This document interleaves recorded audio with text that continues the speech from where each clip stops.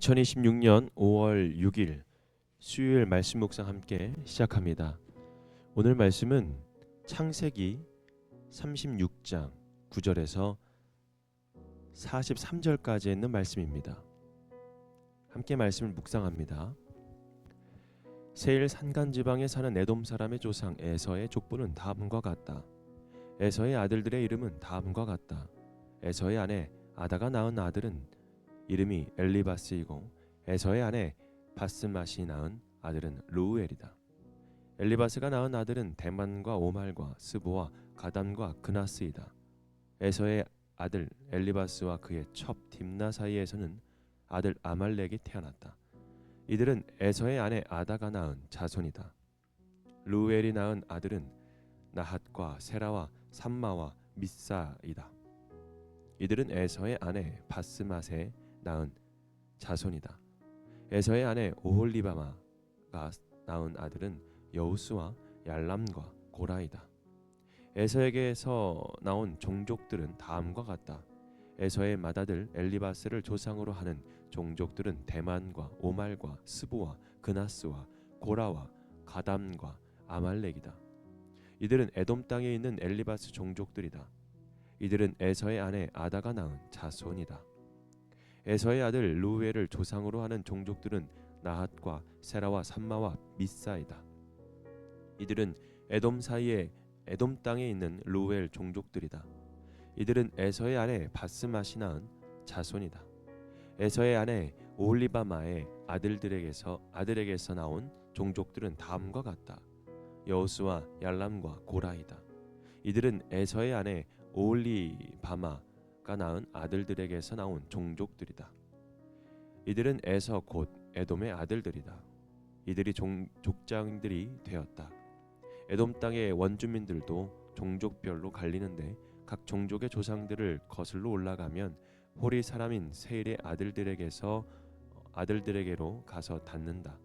세일의 자손에게서 나온 종족들은 로단과 소발과 시브온과 아나와 디손과 에셀과 디산이다. 이들은 에돔 땅에 있는 세일의 아들들로서 호리 사람의 종족들이다. 로단에게서 나온 종족들은 호리와 헤맘과 딥나이다. 소발에게서 나온 종족들은 알완과 마나핫과 에발과 스보와 오남이다. 스브온의 아들은 아야와 아나이다. 아버지 시브온의 나귀를 칠 때에 광야에서 온천을 발견한 사람이 바로 아나이다. 아나의 자손은 디손과 오홀리바마이다. 디손에게서 나온 종족은 헵단과 에스반과 이드란과 그란이다. 에셀에게서 나온 종족은 빌한과 사완과 아간이다. 디산에게서 나온 종족은 우스와 아란이다. 호리 종족의 조상들은 로단과 소발과 시브온과 아나와 디손과 에셀과 디산이다. 이들은 그 갈래를 따라 분류하면 세일 땅에 사는 호리 종족의 조상들이다. 이스라엘의 왕이 아직 없을 때에 다음과 같은 왕들이 차례로 에돔 땅을 다스렸다. 보올의 아들 벨라가 에돔의 왕이 되었다. 그의 도성의 이름은 딘하바이다. 벨라가 죽으니 보스라 사람 세라의 아들 요밥이 그의 뒤를 이어서 왕이 되었다. 요밥이 죽으니 대만 사람의 땅에서 온 후삼이 그의 뒤를 이어서 왕이 되었다.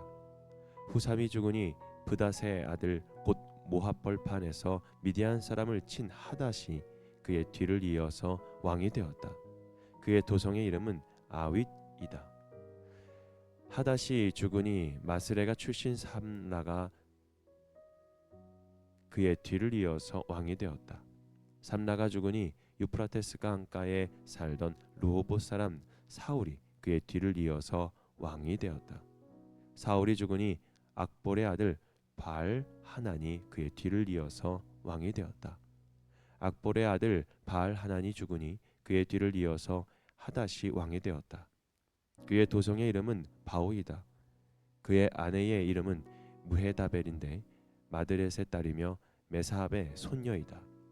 에서에게서 나온 종족들을 가문과 거주지에 따라서 나누면 각각 다음과 같다.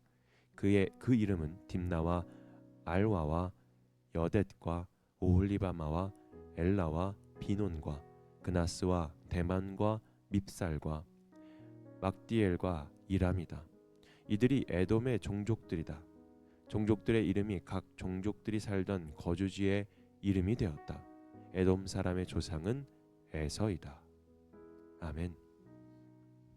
에서의 후손이라는 주제로 함께 말씀을 묵상합니다. 오늘 본문은 에서의 후손에 대한 족보입니다. 이름이 계속 나오죠. 엘리바스, 루엘, 대만, 오말, 스보, 가담, 그나스, 아말렉, 또 족장들의 이름이 나오죠. 그리고 또 왕들의 이름이 나옵니다. 여러분 오늘 말씀을 쭉 읽어보면서요, 왜 이런 이름들이 나와 무슨 상관이 있는지, 또 왜 성경은 약속의 계보가 아니라 에서의 후손까지 이렇게까지 자세하게 기록하고 있을까? 그런데 오늘 본문은 단순히 이름이 나열되는 것이 아닙니다. 성경은 우리에게 에돔, 곧 에서의 후손이 얼마나 빠르게 성장을 했고 얼마나 체계적인 나라를 이루었는지를 보여줍니다. 그들은 족장들을 세웠고 왕들도 있었습니다.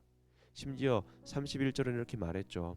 이스라엘의 왕이 아직 없을 때 다음과 같은 왕들이 차례로 에돔 땅을 다스렸다고요. 겉으로 보면 에돔이 훨씬 빨라 보입니다. 약속의 자손 야곱의 후손보다 더 안정적이고 더 화려하고 더 앞서 나가는 것처럼 보입니다. 왜 약속 밖에 있는 에서의 후손은 이렇게 빠르게 번성하는데 약속의 자손은 아직 나그네의 길을 걷고 있는지, 하나님의 약속은 정말 신실하게 이루어지고 있는지 오늘 본문의 말씀을 통해서 함께 묵상해 나아갔으면 좋겠습니다. 먼저 하나님은 약속 밖의 역사도 보고 계신다라는 거죠. 오늘 본문에 에서의 족보를 매우 자세하게 기록하고 있습니다. 이것은 하나님께서 약속의 자손만 보시고 다른 민족은 외면하신다라는 뜻이 아닙니다. 하나님의 섭리에는 경계가 없습니다. 하나님은 야곱의 역사만이 아니라 에서의 역사도 보고 계신다는 것입니다. 하나님은 이스라엘만이 아니라 에돔의 흐름도 알고 계십니다. 우리도 때로는 내 문제와 내 공동체 그리고 우리 교회 안에서만 시선이 갇힐 때가 있죠. 그러나 하나님의 시선은 더 넓습니다. 하나님은 내가 이해하는 범위보다 더 크시고 내가 기도하는 자리보다 더 넓으시고 내가 보는 역사보다 더 깊게 일하고 계십니다. 그렇기 때문에 믿음은 내가 보이는 것에만 붙드는 것이 아니죠. 믿음은 하나님의 영역을 우리가 믿음으로 믿고 또 신뢰하며 나아가는 것입니다. 그래서 빠른 번성이 곧 약속의 성취는 아닙니다. 에서의 후손은 빠르게 성장했죠.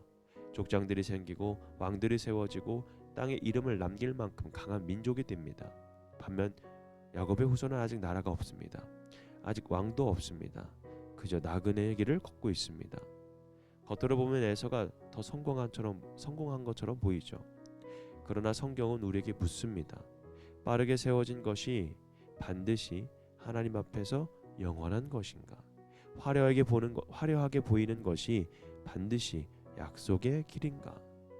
여러분, 하나님의 약속은 속도로 증명되지 않습니다. 또한 화려함으로도 증명되지 않습니다. 온전히 하나님의 신실하심으로 이루어진다라는 것을 우리는 깨달아야 합니다. 그래서 우리는 눈에 보이는 성취보다 하나님 약속 안에 머무는 삶을 더 귀하게 여겨야 됩니다. 남들이 더 빨리 가는 것 같아도, 남들이 더 많이 가진 것 같아도, 남들이 더 안정되어 보이는 것 같아도 하나님의 약속 안에 있는 길이 가장 안전한 길이라는 것을요. 그래서 하나님은 눈에 보이는 성취보다 약속에 머무는 삶을 더 기뻐하시죠. 31절부터 43절까지 말씀을 보면 에돔의 왕들과 종족들의 이름이 이어집니다. 왕들이 차례로 세워지고 이름들이 이어집니다. 그러나 그 화려한 이름들 사이에서 야곱의 족보는 여전히 나그네 이야기로 남아있죠. 아직 완성되지 않은 이야기입니다. 아직 기다림의 이야기이죠. 그런데 바로 그 기다림 속에 하나님의 약속이 있습니다. 우리가 이렇게 생각할 때도 있죠. 하나님이 함께 하시면 빨리 풀어야 되는 것이 아닌가, 풀려야 되는 것이 아닌가, 하나님이 약속하셨다면 남들보다 더 잘 돼야 되는 것이 아닌가, 하나님이 나를 붙드셨다면 눈에 보이는 결과가 있어야 되는 것이 아닌가. 여러분, 그러나 하나님의 사람은 빠른 성공보다 신실한 동행을 더 붙드는 사람들입니다. 화려한 왕관보다 약속의 길을 지키는 사람이죠. 눈에 보이는 성취보다 하나님의 말씀 안에 머무는 사람입니다. 그래서 우리는 그 보이는 결과보다 약속 앞에 머무는 그 믿음 가운데에 주님께서 살아가기를 주님께서 우리가 그런 믿음으로 살아가는 것을 원하신다라는 것입니다. 오늘 본문은 이름으로 가득 찬 족보처럼 보입니다. 저도 읽으면서 좀 꽤 애먹었습니다. 어려운 말들도 나오고 이름들이 너무 특이합니다. 그런데 이 무의미한 것처럼 나열되는 이름들 안에 분명한 메시지가 있다는 것입니다. 에서의 후손은 빠르게 번성했고 족장도 있었고 왕도 있었고, 그러나 그 화려함을 보여주면서도 우리에게 묻는 것입니다. 너는 무엇을 더 부러워하는가? 빠른 성공인가? 하나님의 약속인가? 눈에 보이는 성취인가? 보이지 않아도 계속해서 일하시는 하나님의 그 신실하심, 그것을 더 보는 건가? 우리의 삶에도 에돔처럼 빨라 보이는 길이 있습니다. 더 안정이 되어 보이는 길이 있죠. 더 화려해 보이고 더 멋있어 보입니다. 여러분, 성도는요, 그 길을 부러워하는 사람이 아니라 그저 하나님 약속 안에 머무는 사람이 되어야 됩니다. 그래서 우리 주님께서 우리의 마음을 붙들어 주시기를 바라는 거죠. 내 문제와 우리의 공동체의 경계를 넘어서 하나님의 더 넓은 시선으로 세상을 바라보게 하는 것. 그래서 눈에 보이는 성취보다 하나님 약속 안에 머무는 삶을 더 훨씬 귀하게 여기시게 하는 겁니다. 오늘 우리에게 주시는 말씀은 무엇일까요? 화려한 왕궁보다 더 귀한 것은 바로 하나님의 약속 안에 머무는 것입니다. 오늘 이 말씀을 붙들고 오늘 하루도 하나님께서 우리를 향한 약속이 무엇인가 더 묵상하며 그 안에 머무는 삶을 살아가는 저와 여러분이 되기를 주님의 이름으로 부탁드리겠습니다. 오늘 말씀 묵상 마치겠습니다.